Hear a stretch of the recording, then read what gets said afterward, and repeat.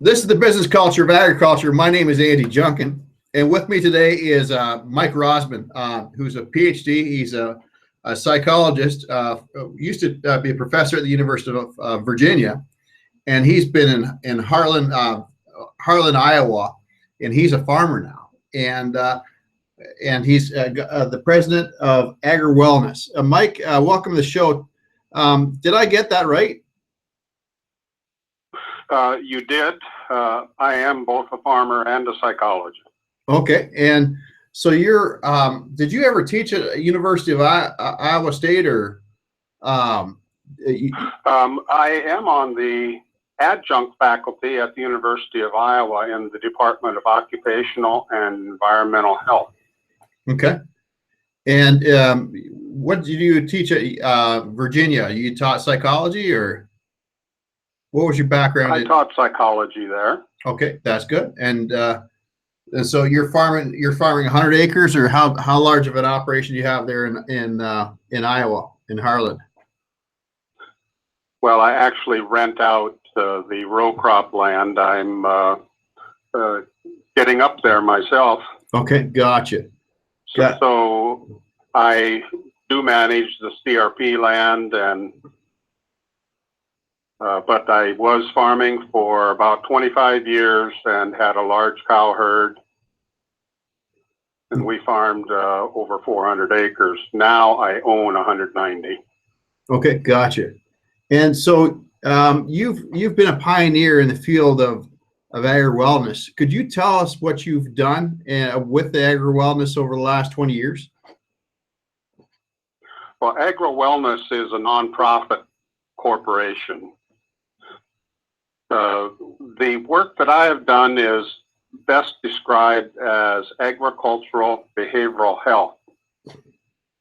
It's an attempt to make behavioral health understandable to the agricultural population of farmers and ranchers and farm workers. I write a weekly column for some 26 newspapers that's entitled Farm and Ranch Life, and it reaches about 4.5 million people weekly. And you were part of a initiative to bring legislation to Congress. Tell us about that. I sure can do that. AgriWellness was designed to coordinate farm crisis telephone hotlines in 7 states. The 7 states included Wisconsin, Minnesota, North and South Dakota, Nebraska, Kansas, and Iowa. Each state had a farmer-friendly telephone call, telephone number, and offered follow-up counseling services and referral to callers who needed help. The Farm Bill in 2008 attempted to replicate the work of AgriWellness because it was determined to be a best practice that helped save lives and provided valuable assistance to the agricultural population. The Farm Bill program that was proposed was called the Farm and Ranch Stress Assistance Network. It was part of the 2008 Farm Bill, but money was never appropriated to actually implement it. So for states like Kansas that have a farm crisis network now, how are they financing that? Kansas does not have a hotline now. There are only 5 states across the country that have hotlines for agricultural people. These 5 states are New York, Vermont, Wisconsin, Iowa, and Nebraska. And so what kind of work have you done as far as training programs is concerned I see on your website you have quite a few training programs you provide. Do you provide them to state service providers, or do you directly provide them to farmers? Actually, both. I help teach a course called Agricultural Medicine in several places across the country. The course is designed for physicians and nurses, veterinarians, behavioral health care professionals. The course covers all of the risks for farmers, such as pulmonary function problems, cancers, cardiovascular issues, musculoskeletal problems, and I cover the behavioral health issues that farmers and ranchers experience. I lecture a lot around the country and even outside of the U.S. I help to train psychologists and other behavioral health professionals in such fields as social work, professional counseling, psychiatry, farm mediators, and sometimes pastors. And what are the common behavioral issues you see farm families go through? That's a good question. The first sign of distress often shows up as a relationship issue in a farm family. Maybe there are issues of blame. Sometimes it is even abuse that goes on, threats of divorce, those kinds of things. We did a study of over 43,000 callers to our telephone hotlines and found that the most common reason for approaching a telephone hotline was to discuss the trouble that was going on in the family. After family issues, then the more common issues involve too much stress and depression, and followed by some type of substance misuse. Yeah.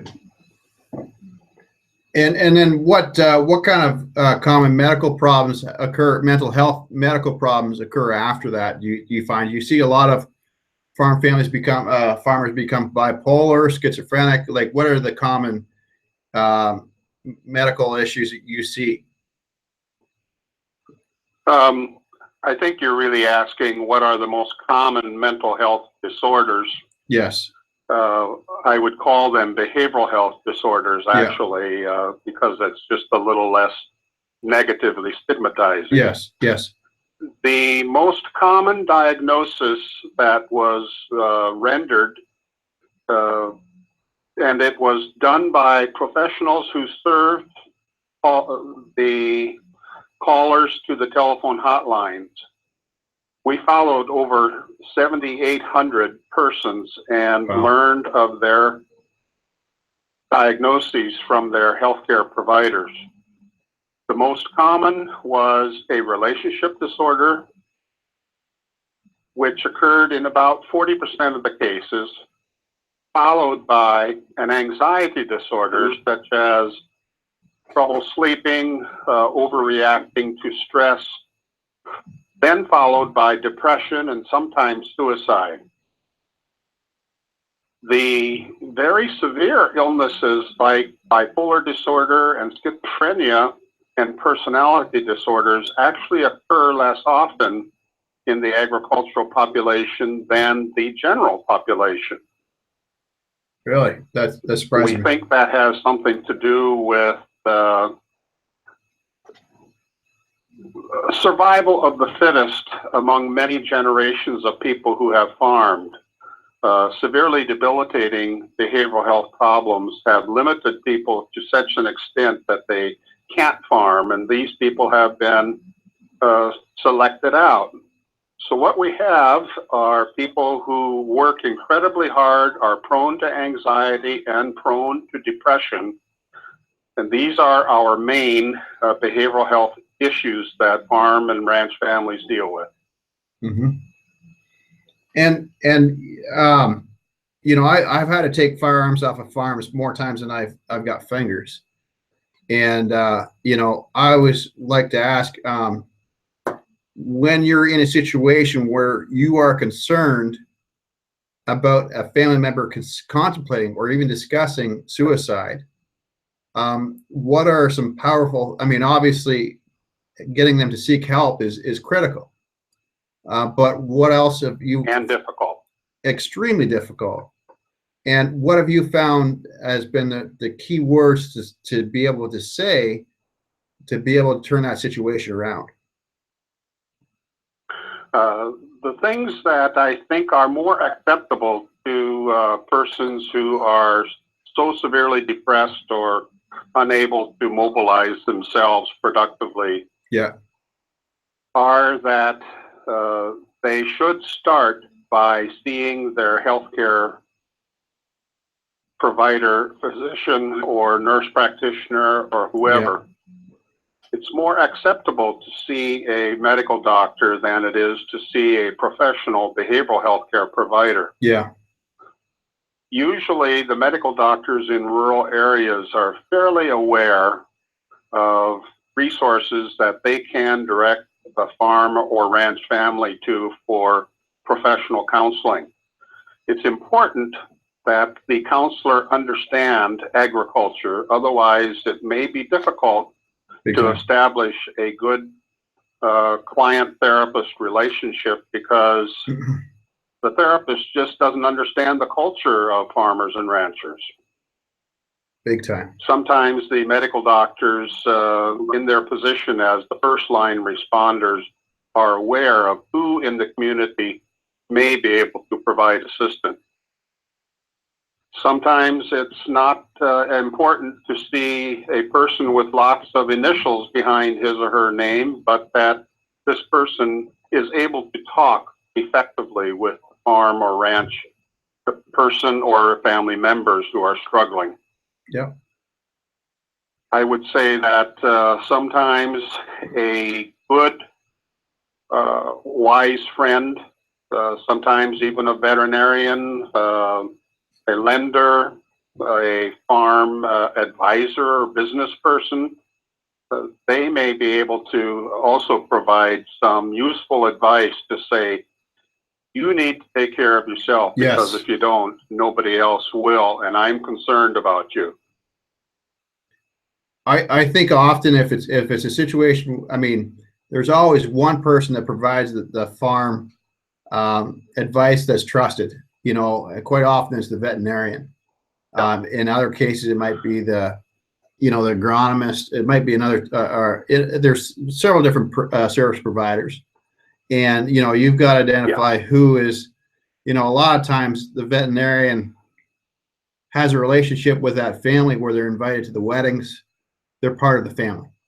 And in those situations, I mean, when there's people surrounding that farmer that are concerned about that farmer's long-term well-being, the use of that veterinarian is pretty critical, if it's a good veterinarian that has a good relationship with the family. What do you recommend if you're working with a veterinarian? What do you suggest how can that veterinarian be helpful in turning around a situation? Well, I think I understand what you're asking here. Well, let me give you I'll give you an example. Like I had a guy call me up, and he threatened suicide. I won't use the words that he used, but he threatened to kill himself. Yeah. And in that situation, that farmer had two guys he trusted. One was a veterinarian, one was the hoof trimmer. You know, didn't trust any of the neighbors, but he trusted those two people. Yeah. What would you suggest how to use those people? I think veterinarians are increasingly seeking additional training in a counseling field. At least I am seeing that, actually. We find many veterinarians are now taking the course called agricultural medicine that I described earlier. we're seeing them get master's degrees or higher in such fields as public health, professional counseling, sometimes psychology. Mm-hmm. Veterinarians, as you say, are often the most trusted persons, and they deal with clients whose animals have died, such as pets, but also animals that have perhaps had to be euthanized or suffered some kind of severe tragedy, like occurred in North Texas and Oklahoma with the grass fires that burned off the hair on these poor animals. Yeah. So veterinarians truly do recognize that they can have a role in getting the farmer or rancher linked up with appropriate resources.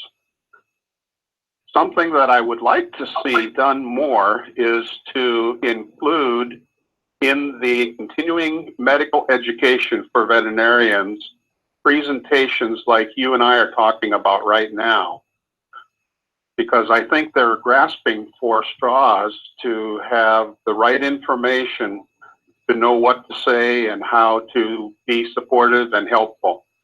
Yeah. They're natural, good providers of trusted advice. Yeah. And Bovine Vet is a veterinary magazine, and they have me write for them from time to time. And, I think it's a matter of keeping things practical. But I think in a situation where a farmer isn't stressed out, we'll just call it being stressed out, and mental health issues have permeated because of that stress, there's the need to make some decisions and execute those decisions. And then at the same time, there's a need for the farmer to look after himself. And I think it's important to be able to, when you're working with farmers in that situation, you've got to say, okay, forgive me if I'm wrong about this, but I always feel that, are you really, nobody in this situation would be firing on all cylinders. You got just too much stress going on. You've got, who do you trust? And let's get them in here to help you with decision making, so that, they can help you make the difficult decisions. And then you can maybe go on holidays for a couple weeks after. So let's bring them in, make some, let's look at our options.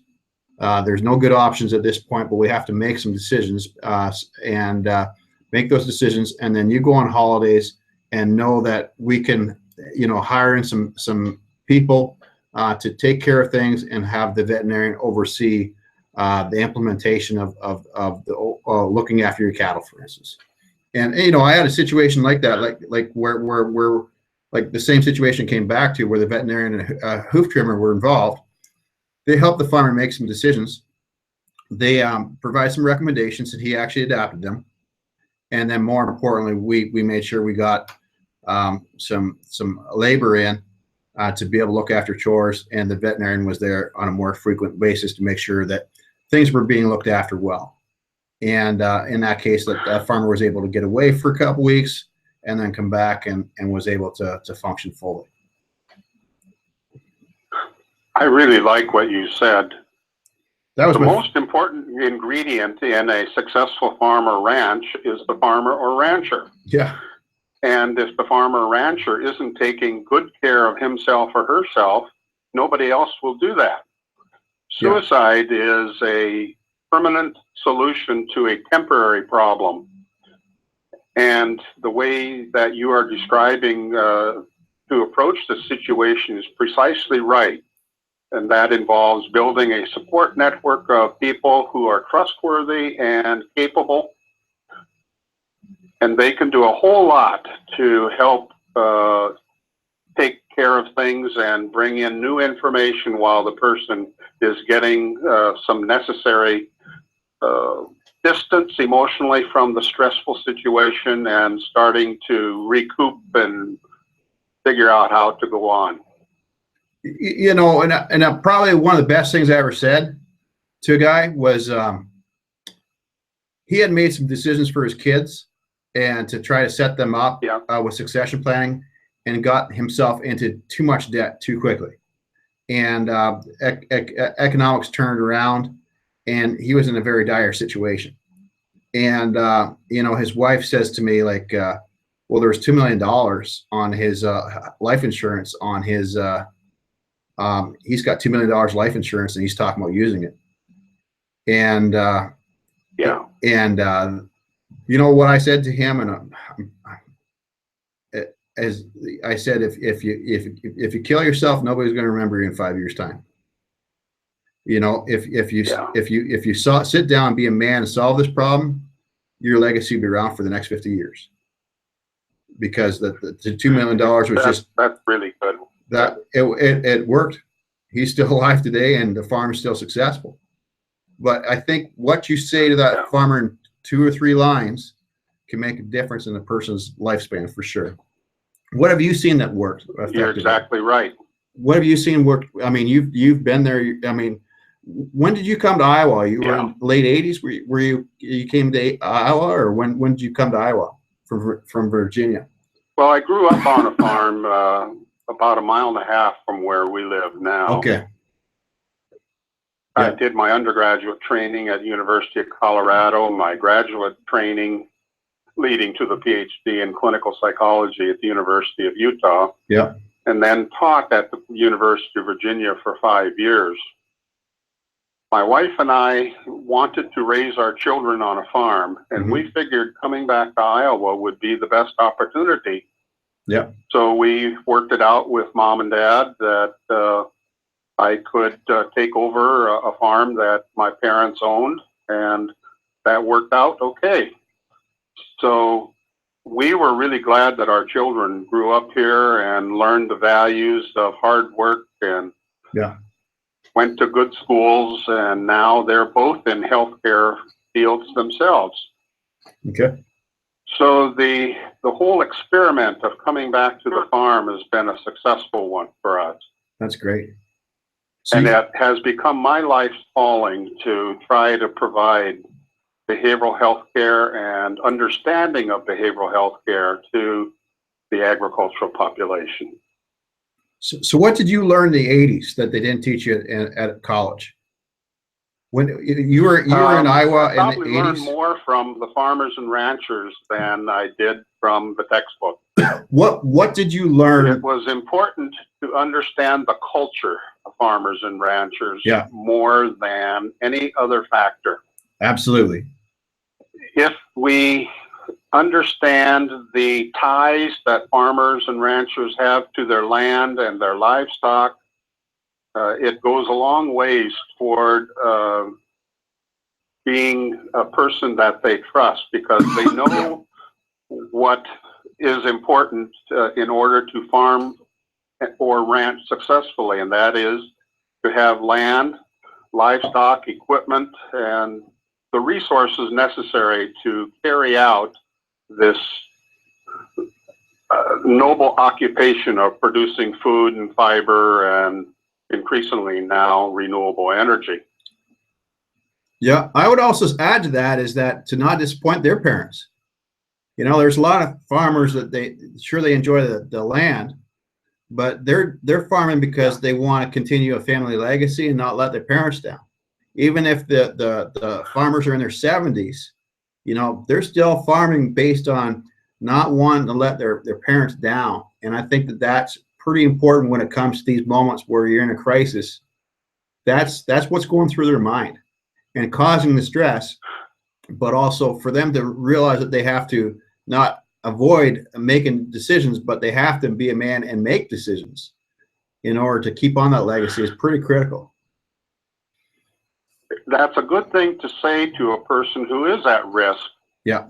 Because you're exactly right. They don't want to let down their ancestors who worked hard to acquire their land. You can add on the statement that if they disappear, it will be much harder for their children to succeed them. So it's important that they stay around to be supporters and advisors for the next generation. That's right. That's right. And that's what I said to that successor. If you're not around, it's going to be gone. There was a statement I said before that is that your kids can't run the show. at this stage, right? You got to teach them what you know still. And, Yes. and it was pretty critical. What else did you learn in the 80s that really changed your perspective on how we do things? I should have said that Marilyn and I, Marilyn's my wife, and our family, we moved to Iowa in 1979. Okay. Wow. When the farm crisis of the 1980s broke out, I helped to start the first mental health support program in the country for distressed farmers and ranchers. Wow. We found that it was important to have support groups, much like you were describing, as a group of neighbors, including a veterinarian and other trusted people who could help. We found that having supporters and talking out the issues resolved a lot of the problems. Yeah. Putting together a number of heads is more likely to lead to a successful solution than trying to bear all of the responsibility by oneself. Yeah. Yeah, I think that's huge. What else did you learn in the 80s that, that you didn't know in 1978?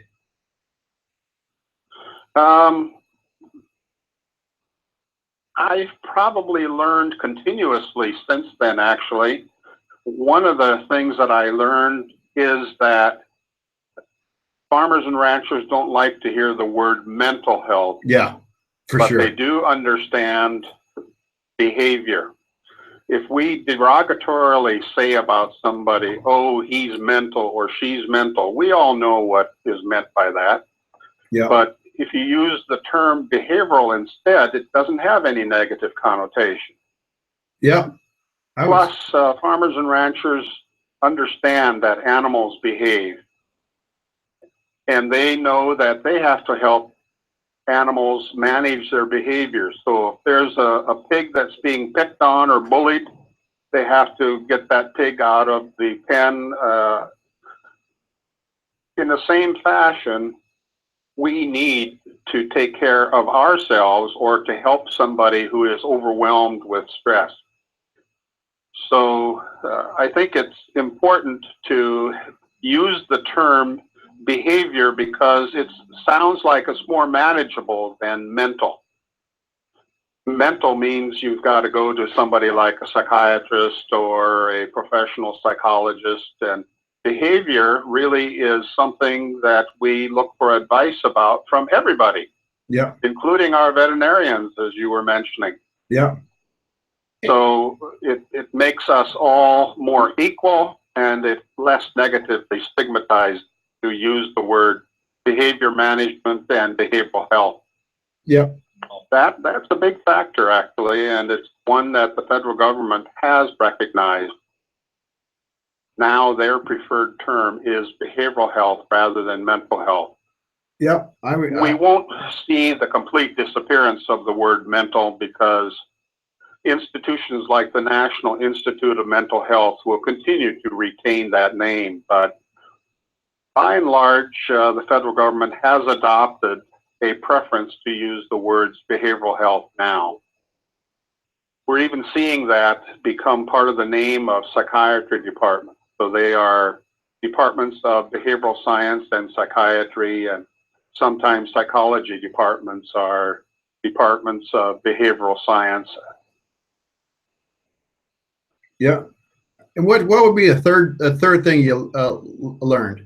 And after this, I unfortunately have to we have to get going, but I really appreciate that. What's the last thing you would say that you learned over the 80s farm crisis that just could help? That if we don't take care of ourselves, nobody else will. Yeah. I think we've gotten a lot better, and we're not as harsh in the way we treat people who are stressed. And I would say that the farmers and ranchers now are recognizing that managing their emotional and behavioral health is an important ingredient in the overall success and optimal functioning of their operation. Yeah, I agree with that totally. Well, I mean, with me today has been Mike Rosman. Your website, and how can folks get a hold of you? It's AgriWellness.org. How can folks get a hold of you? What's your phone numbers these days, Mike? I'd rather not give out Sure. the phone number because I get so many calls. Sure. I can't deal with all of them. Sure, I can imagine that. With you. Is there but I will gladly say that people can find me by Googling my name on the internet. Sure. It's MichaelRosmann. And they can find past articles that I've written by looking for the website Iowa Farmer Today Roseman. That sounds great. If they Google Iowa Farmer Today Roseman, it'll come up and they'll have all the old articles that I've written, and I'm happy if they would like to read them. Sure. Well, Mike, it's been you're a legend in the industry, so I really appreciate you being part of this show. And let's keep in touch, and let's save farm families together. If there's anybody out there that knows of a stressed farmer, do you know the Iowa Stress hotline, or do you have a hotline number available for farmers to call? The hotline in Iowa is 1-800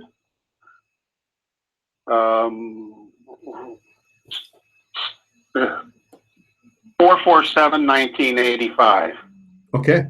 Well, Mike, thanks very much for being part of the show. I think I got that right. I think you did too. So, and if not, people can Google it. But you know, I don't think there's anything wrong with calling somebody and just venting. You know, I think that a lot of farmers that call me up, I know that after they've talked to me for an hour, they just feel the way the world is off their shoulders. So, you know, and I think the key thing is where you're at now, where you want to go, and what's holding you back, and just figuring that out is so important. Anyways, my name's Andy Junkin. Yeah. With me tonight has been Dr. Mike Rosman. I really appreciate being on the show, and you take care, and God bless. Thank you.